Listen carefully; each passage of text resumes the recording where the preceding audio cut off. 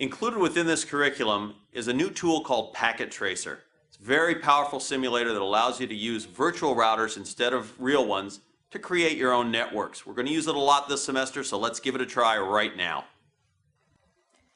Hey Bob, can you help me out with this? Sure, what's up? Well, where do I start?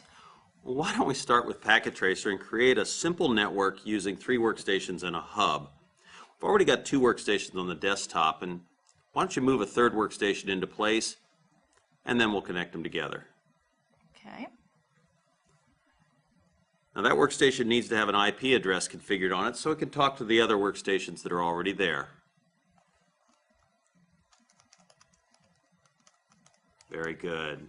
That matches the network we already have. And now we have to add a hub. Go ahead and select the hubs and bring one into the diagram. Connect it up with Ethernet cables.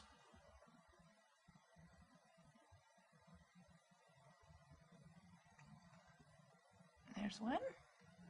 Very good. Second one. As these are being connected, you'll notice that there's some indicator lights that are showing what color? Green. They're green. Is green good? Green, go. Green is go. That's correct. So we've got a network that's got connectivity. It's working now. All right. Now, what if I use a switch instead of a hub? You can do that. Delete the hub out. When you do that, it's going to take out all the connections. And now go down to your devices and select a switch. Put it in place of the hub. And you need to connect it with cables.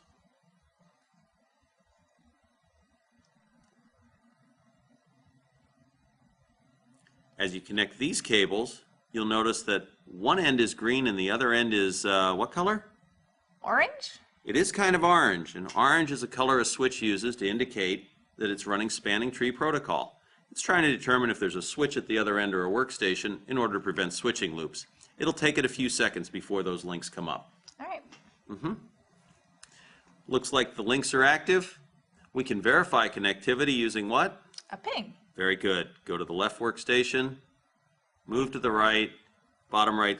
Successful! That's the way to do it. All right. Now, can I save this? You absolutely can. Go up to the File menu, select Save, and name the file. This is not only going to save all the components you put on there, it saves their configurations too. Wow, this is really cool. I think so too.